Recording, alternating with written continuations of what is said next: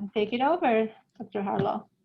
All right. Well, thank you, Dr. Samai, for that lovely introduction. And thank you to all the grad students who are here with us today, and professors as well. So as she mentioned, this is Thesis 101. And I'm kind of excited to talk to you all about theses because as daunting as they might seem, they're so rewarding and very, that sense of accomplishment that you get at the end of after having done some amazing challenge, that's what you get from a thesis. And so if you are thinking that you might want to go on to a PhD program, then you should absolutely do a thesis. If you're thinking that you see research in your future, then definitely think about doing a thesis. And one of the things that's nice about it is that after 2 years of your hard work in the master's program, you actually have something tangible to show for all of your hard work. Yes, you can take a test, you can do comps, but you know, there's something to be said for having that hard book, right? That thesis that you did that you're so proud of. I remember when I did my master's thesis, I actually had copies printed out because I wanted, you know, to share them not just with my advisors, but with my parents because I was so proud of having that thesis. So what we're going to do is we're going to start off. I have a short little PowerPoint for y'all. We'll go through that and feel free to ask all your questions afterward. If you want to make sure you don't forget it, as Dr. Smythe said, put it into the chat. So with that, I will start sharing my screen, which has become my the phrase that I use, I feel like, all the time these days. Can y'all see it? My PowerPoint? Yes. Thumbs up. Okay, perfect. So as you all know, you are here for Thesis 101. We're going to talk about guidelines. We're going to talk about procedures. And of course, we're going to talk about your responsibilities because there is a lot of commitment and dedication that comes with doing a thesis. So this is a fun little comic of, you know, it only starts with a single stroke. Wait, which keystroke, right? But it's up to you. You guys are going to be the ones to decide, how do you take this on? Where do you go from here? So just to kind of give you an overview of what a thesis actually looks like. Generally, you're going to have 5 to 6 chapters, depending on whether or not you put your discussion and conclusions in 1 chapter or 2. But you're going to have your introduction, you're going to have your lit review, your methods, your results, and then discussion and conclusion. And we're going to go over what each of those different chapters entails here in a second. The first 3 chapters, the intro, the lit, and the methods, those are your prospectus that you will turn in and defend before you even actually get into data collection or anything like that. So your very first step, of course, is going to be the prospectus. Luckily, because your prospectus is your intro, your lit review, and your methods, that means that once you go through your prospectus defense, it is time to immediately just jump in to collecting your data, and your thesis by that point in time is mostly half written. Yes, you're going to have some edits that you'll have to make based off of your defense, but for the most part, you're going to have the bones there. You're going to have that structure there. So in your introduction, and take these page numbers with a grain of salt. This is sort of the bare minimum that you really need, but it can be longer. Anything less is probably maybe a little bit iffy, but it's really going to depend on what your topic is, who your advisor is, that kind of thing. But in your introduction, this is where you're going to lay out what your study is about. You're going to explain why you're doing it, why it's important right now. I always call it the so what, right? Why is this study important? Why does it matter? What contribution are you making to the literature? And once you lay out all of that, you'll kind of give an outline of the rest of the thesis. You'll talk about the topics that you're going to discuss, and think of it as an outline for what's to come. Next is your literature review. And this is what some students hate writing, but this is if you're interested in doing a thesis, then every single class that you take, you should think about trying to make it so that when you write your papers, the literature reviews in those papers that you're doing can be incorporated into your thesis. You don't want to completely reinvent the wheel when you write your thesis and have to do, learn all this new literature that you've never even delved into before. You definitely want your coursework to build up to your thesis. So the literature review is where you look at all the existing research that's out there about your topic, and then you synthesize it. You explain what studies generally have found, but then you also say, what have they not found, right? Or what are the contradictions in research? What is still to be understood about your particular topic? You'll also explain in there the theoretical framework that you're taking in order to analyze your data. And then all of that will build up to the presentation of your hypotheses or research questions that you are using to guide your entire thesis. Then comes the methods. And this is a very, very detailed explanation and justification of every single step that you take in your data collection and data analysis. So this means that, and you'll learn about this in your methods classes, but basically you have to write such a detailed methods section that anybody else can pick up your methods and go and replicate your exact study, because they're going to know step by step every single thing that you did, and then they're going to be able to mimic that and do the exact same study. That is the goal. That is how detailed your methods need to be. Then, so again, those first 3 chapters, that's your prospectus that you will present at the very beginning of this process. Once you defend it, then you get to go start collecting your data. And we'll go through the timeline here in a second. But the data, in your next chapter, you'll present the results.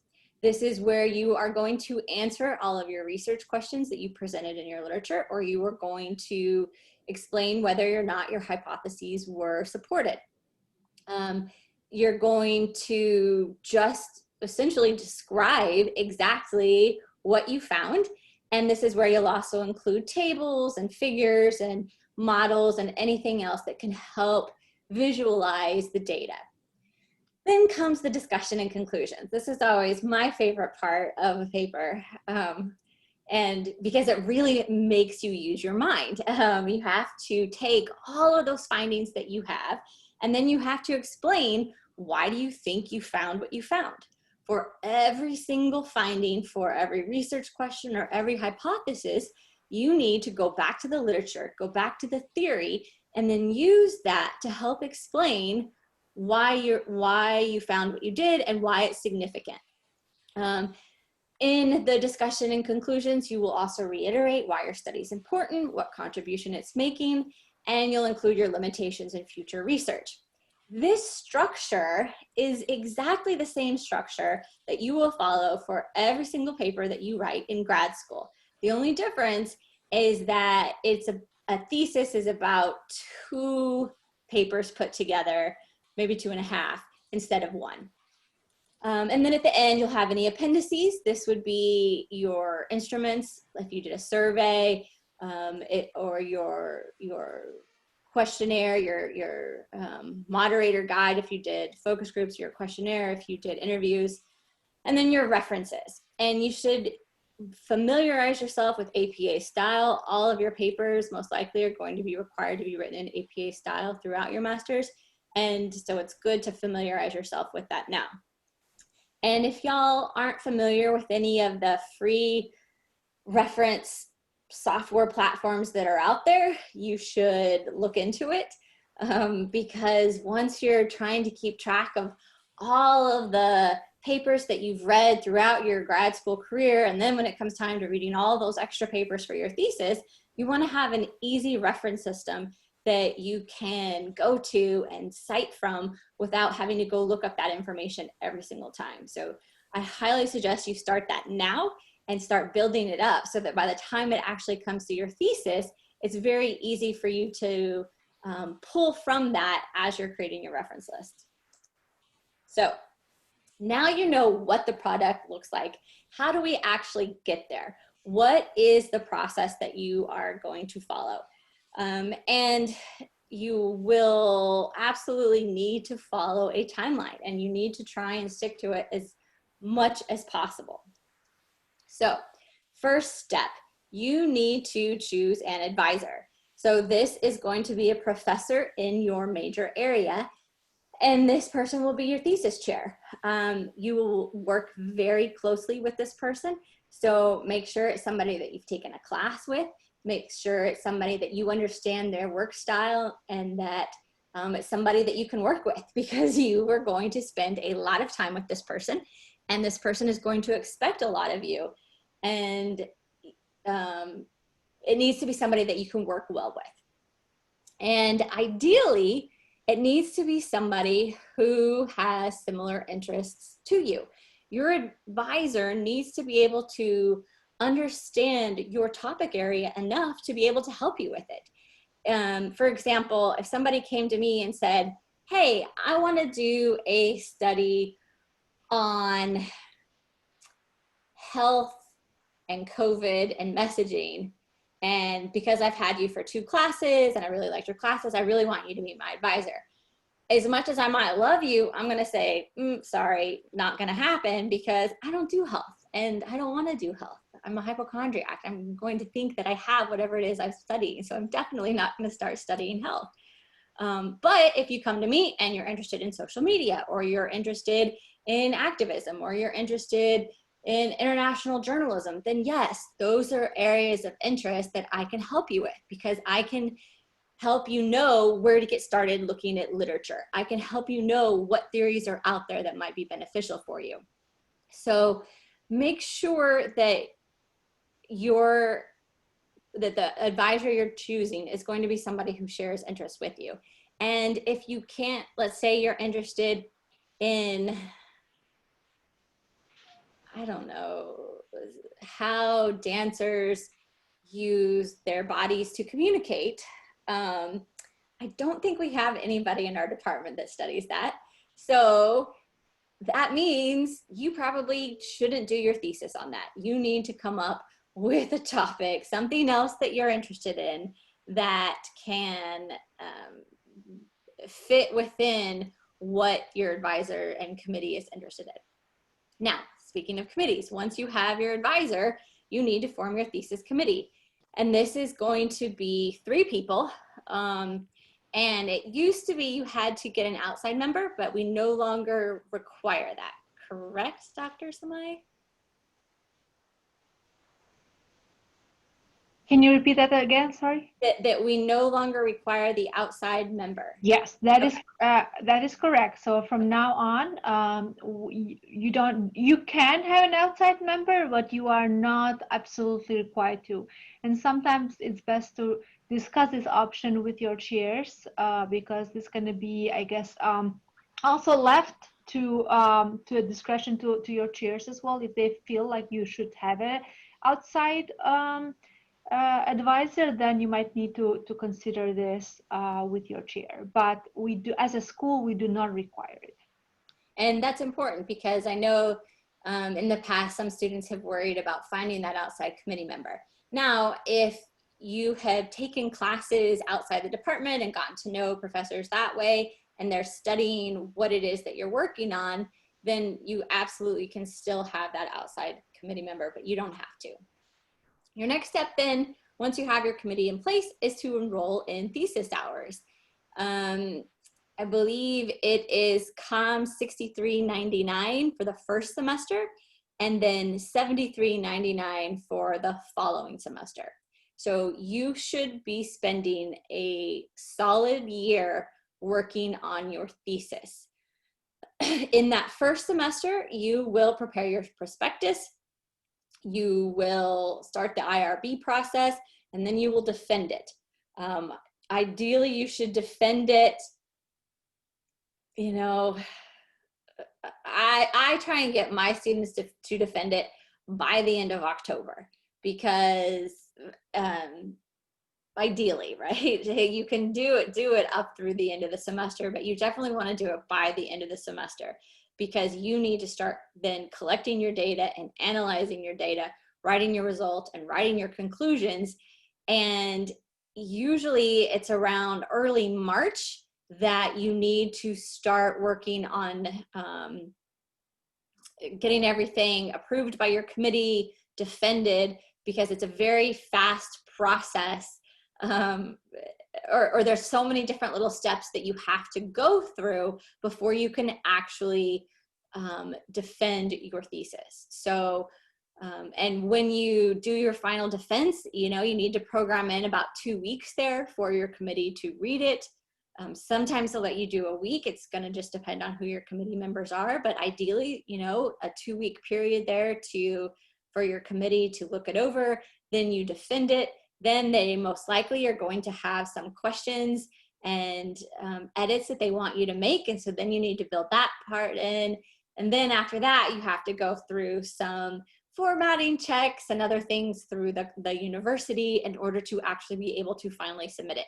So make sure that you have a timeline, that you establish that timeline with your advisor very early on, and that you set deadlines and say, by this date, I'm going to have my intro done. By this date, I'm going to have these sections of my lit done. By this date, these sections. By this date, the methods, right? So on and so forth.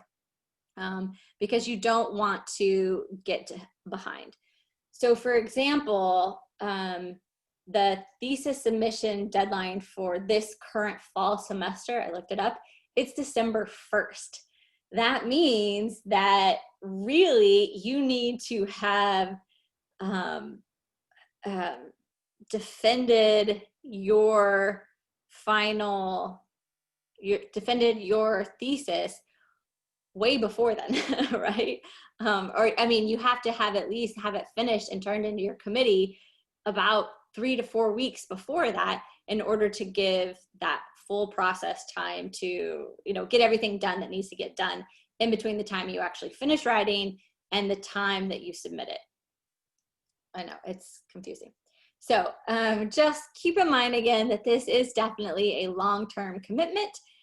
Again, as I mentioned at the start, it can be a challenge, but it can be so rewarding and it's a lot of fun.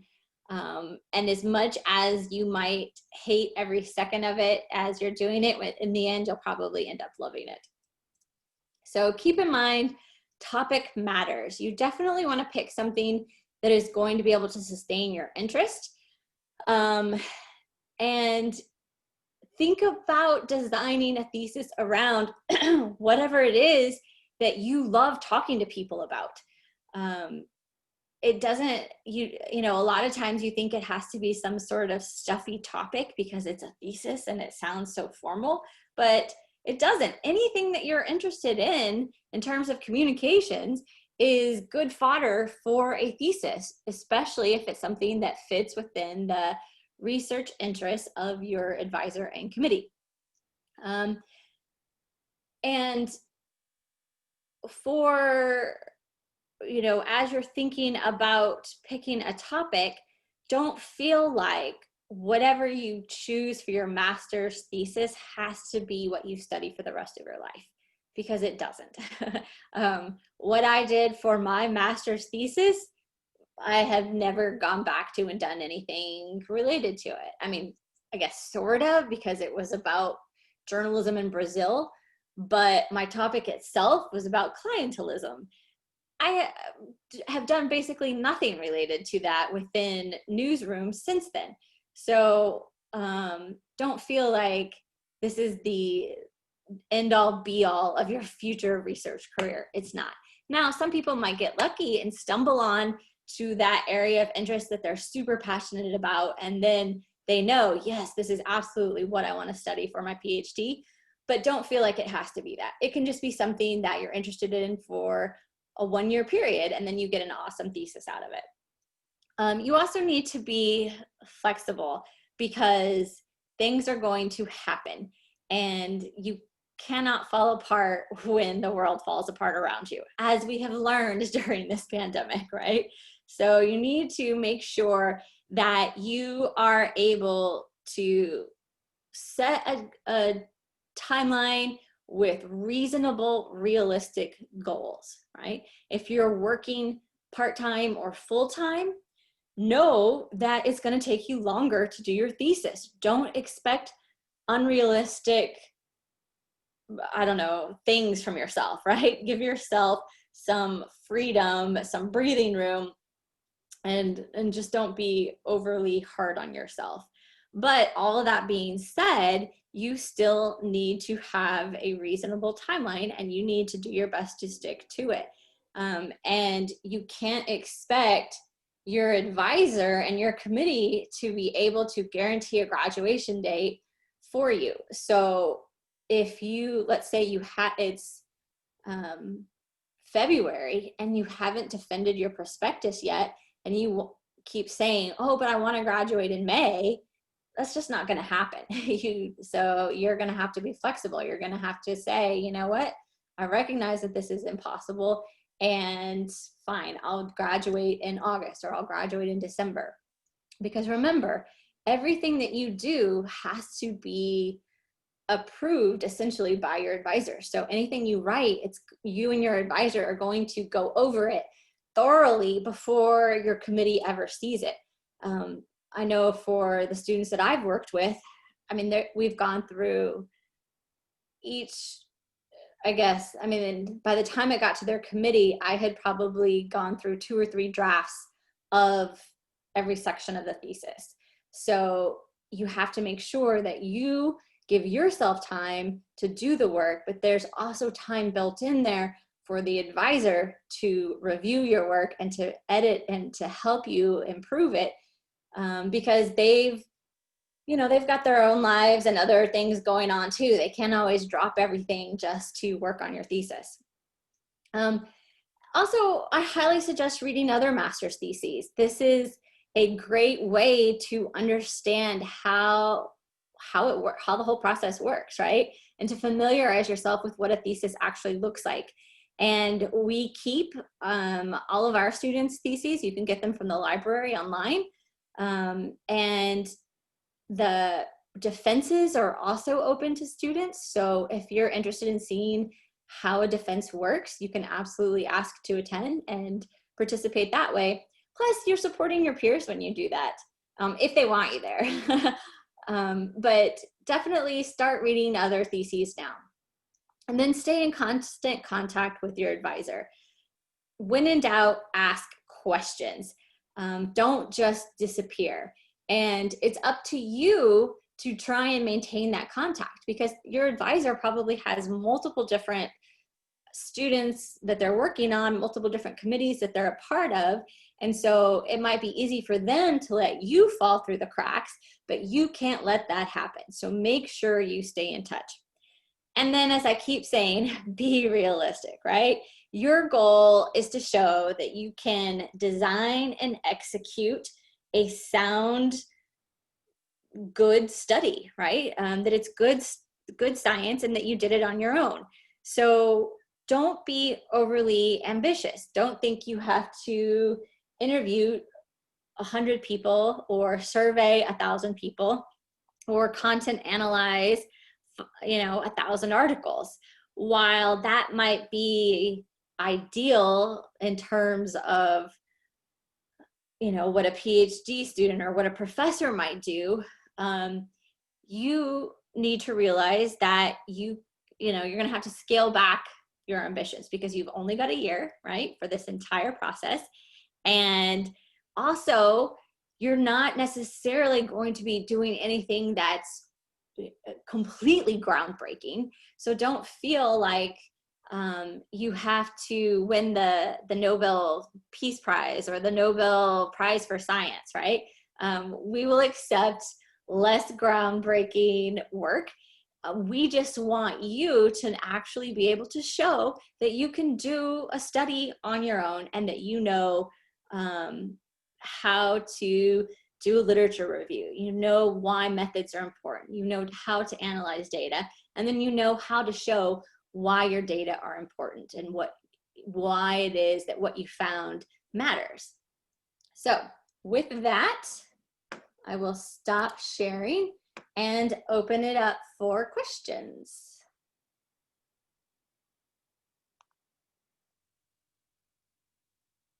Anybody have a question? Thank you very much, Dr. Harlow, for this very thorough introduction into the thesis process. Very detailed look into what is it like to do this, and with deadlines and very important information for people who are working already this semester. So let's see. I think the best I would like to do now is just go through the list of questions that were submitted and make sure that you got the answer, adequate answer, and if you want to follow up. So is Sarah here? Okay, Sarah is not here. Deidre is not here. So I'm gonna just I think you mentioned most of those, but James is here, and he says, how long does it typically take for IRB if you are going to be using public opinion data such as Facebook? Does that speed up the process? Would I still be applying for IRB? So that's a great question. For IRB, you only need IRB approval if you are actually going to be interacting with humans.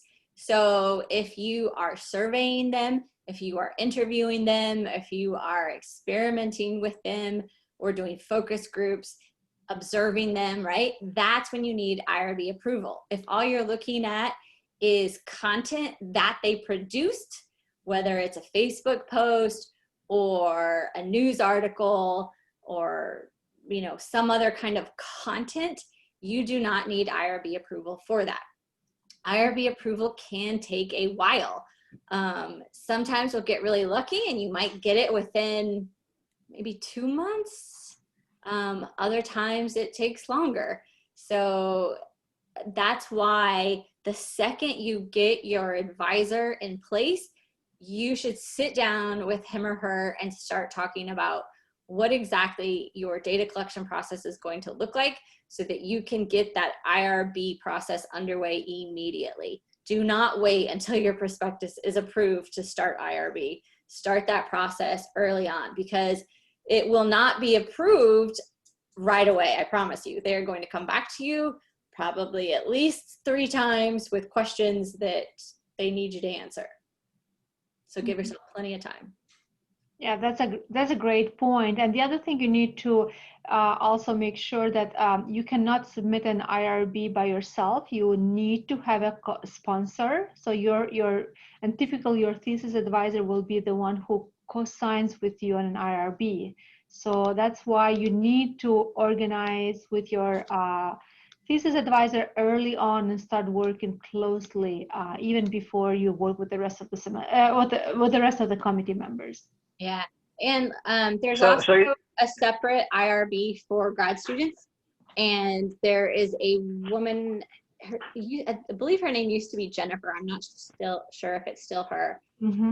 But when I taught qualitative methods, I had my students meet with her because she can really help you with your applications and kind of head off a lot of the common mistakes that students make.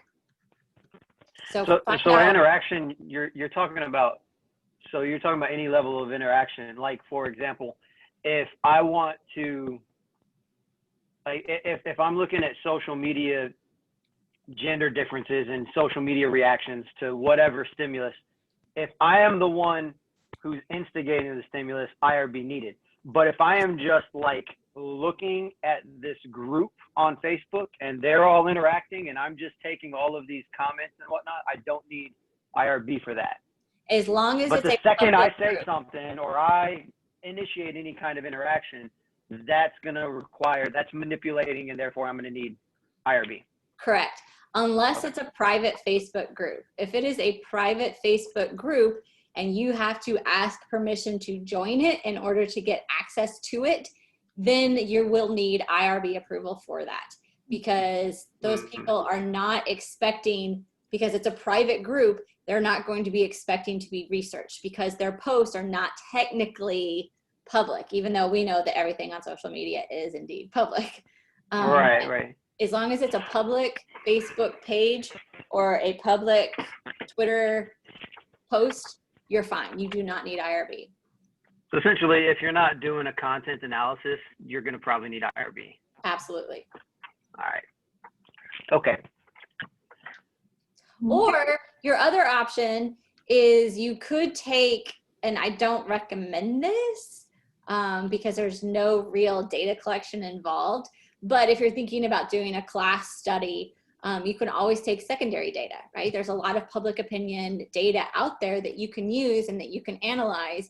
And because you are not actually collecting that data, you don't need IRB approval. That is correct. If you are using secondary data, you do not need, because the presumption here is that the data has been already collected by somebody and hopefully ethically. So yes. Okay, let's see. Next question. So Merve asked, where should I submit my thesis and when is it due for fall? Merve, I think you got the date already. Where should you submit it? There is an online application submission process. We can talk about this. It's an online process. And also you need to work closely with your advisor, your thesis advisor on this, because when it comes to submitting it, you need to get, before you submit, you're going to have to get signatures from your advisor and every single committee member. So those have to be obtained prior to you even initiating this process. So basically, what we do usually is you defend your thesis, you defend it, and once you have defended it, then the other members of the committee typically give the responsibility of your thesis advisor to follow up to make sure you have done the required changes, right? But you're going to need to have signatures from all of them, all three members. So yeah, do you have follow-up questions, Merve? No, thank you. Okay. Actually, I have one more question, but it's not a following question. Okay, sure. Do you have another question? Like, is there a template that I can follow up to write my thesis? Like, I have several figures in my results section, and I did them in color, so I don't know if it is okay with APA style. So The university has a template that you can use because you do have to follow university formatting guidelines. And it will tell you, and that template will assign page numbers. It helps you because there's a not a content analysis, it's a table of contents at the beginning. But in terms of colors, APA doesn't specify that you can't use colors. So if you want to use colors, there should be nothing prohibiting you from doing so, unless there's something in the university template that says that, but I'm not aware of a prohibition against that. Thank you. Nice to see you, Dr. Harlow. I really missed you. And I have if you see, guys, in the chat, I am submitting links to where you can get additional information. And so there's formatting instructions there. The second link, the first link was about deadlines. The second link is about formatting instructions for thesis and dissertations. And the template, they provide you some templates as well. And I highly recommend that y'all write in those templates from the beginning. Do not wait until the very end to put it into that format, because if you try it that way, it is a pain in the butt, trust me. I had a student who waited till the end, and we spent an inordinate amount of time getting it into the template format. So from the beginning, write it in the correct template. You'll save yourself time, I promise. Merve, did you have any other questions? I know you are very anxious because you are currently working on your last leg of your dissertation, of your thesis. Oh, so excited. Yeah, I'm so excited. No, thank you. I got all the answers, actually. Okay, wonderful. Kritia asked, I'm a first-year international student. When should I start my thesis in order to graduate within 2 years? I believe Dr. Harlow already answered that, but do you have any follow-up questions? Well, and I'll just reiterate too, you know, you want to get started you'll have to register at the end of your second semester. So at the end of your first year, you should know already who you know, that you're going to be doing a thesis and who you want to be on your committee. If you wait until the start of your second year to get all of that figured out, that's going to eat into your prospectus time. And that developing the prospectus, honestly, is probably what takes the most time of the entire thesis. So you want to give yourself every single minute possible of first semester of your second year to work on that prospectus, which means don't spend a month, you know, don't spend August and September coming up with your committee. Do that back in April or May, if not sooner. And Dr. Simal asked us to choose the advisor. Is that the thesis advisor? Well, I asked you to choose your concentration or your major advisor, and this advisor can be your thesis advisor, but doesn't necessarily have to be your thesis advisor. So basically, you start working with an advisor to register for classes and make an academic plan. But later on, if you might discover that maybe the topic of your thesis might be of different interest, and there's another faculty who might be much closer to that topic, then you're able to change, I guess, that advisor later on. But for now, I just wanted every single student in the first year to have a concentration advisor, so that you don't go around register for classes randomly, but you do it in a very conscious way, and you have a person who's going to work with you very closely to help you guide through the process. Sure, thank you. And you said that that is like an academic advisor versus a thesis advisor. All right, thank you. And Dr. Harlow, you said that we should be realistic about doing thesis. Right now, I'm a research assistant, so I kind of see how professor works for the whole research. I like professor like interviewing 40 people and doing like 1,000 surveys, for example. And for master's thesis, I'm not sure how to define the word realistic. You know what I mean? Like how many people we should like interact with, or how many people should participate in the interview, in the research? That is going to entirely depend on what your topic is and who your advisor is. So for example, if you came to me and said, I want to interview journalists about Black Lives Matter, then I would probably expect you to have, I don't know, at least 30 interviews probably. I think that would be a good number. Or maybe you want to do mixed methods. So then maybe you'll interview 20 people, but in addition to that, you're going to look at the content that they produced, and maybe you'll look at 2 weeks worth of content. So it's entirely going to be up to whatever your topic is. Okay. Yeah, that makes sense. Thank you. Yeah, that's true. It depends on the topic. It depends on what type. Like if you are doing a survey based, then it depends. Are you trying this survey to be representative of a whole population, or are you trying to just, I guess, observe a certain aspect of population? So all these issues need to determine. And currently, you are taking the methods class, the qualitative. Next semester, you'll take the quantitative methods class, and in these classes, you should get some better answers in terms of methodologically speaking, how you are, because you need to be guided by literature, by some sort of a theory behind what makes sense for the topic, right? Okay, wonderful. Other questions? Let me see in the chat if there are other questions. No? Any other questions? I know this has been mentioned, but just to reiterate, so the advisor for your thesis is different from your major advisor, correct? Currently. But whoever your current academic advisor is, if you love that person and you're both interested in the same topics, you can absolutely ask that person to be your thesis advisor. But if they research something that's totally different than what you're interested in, then you would go get somebody else to be your thesis advisor. Okay. And your thesis can count as your published work after you graduate. I don't know if that makes sense.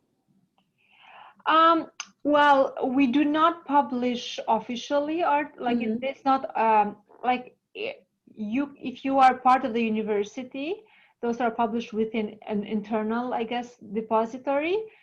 But we do not have, they are not published, let's say, externally speaking. Like it's not, we don't have a publishing house that publishes them externally and sells them or things like that. So, so which is why we do encourage all of our students, when you go for a thesis, you don't just do a thesis and you are done. You take this thesis and turn it into a publication. So there are different ways to go about this. One way would be, and you can do both actually, that would be a smart way to do. You take your thesis, you turn it into a conference paper and present this at one of these conferences where you get feedback on your work, get your name out there, network, create some sort of a community, and then come back and revise it again after getting some feedback from externally, I guess, experts in your area. And then you turn this into a journal publication as well. So most likely what you do for a thesis will be adequate to or comparative to a journal article rather than a book. I don't think any of the theses are of a book, I guess, quantity or quality, so to speak. So yeah.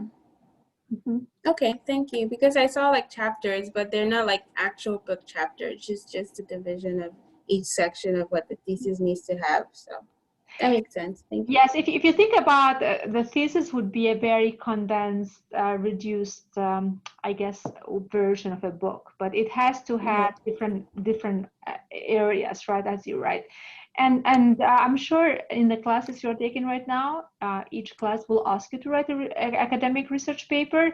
So basically, thesis will be an extended version of that, more or less. Okay. Yeah, so you're going to learn how to write academically when you have an introduction, literature review. So it's like just a format, how academic work is written, like it's an academic writing type of stylistically speaking. And again, sometimes if you are doing something qualitative, the writing don't have to fit the same pattern. Sometimes it can be a bit more, I guess the literature and method sometimes can be a bit more, I guess, intertwined. And this depends on this advisor again, who you're going to be working on. Some people have a bit different styles, but we just recommend this style as an overall style that is acceptable to everybody, sort of, right, in terms of patterns and style. Okay, thank you. You're welcome. Other questions? Well, bottom line, if you're in your first year and you think about doing a thesis, so think about what's your timeline. When do you want to graduate? If you want to graduate by May of 2022, then probably you need to start thinking about this next semester. And if you are a second year and you are approaching towards those final 2 semesters in your program, yes, this is the time when you need, but you're going to need 2 semesters to finish a thesis. You cannot finish this in a semester.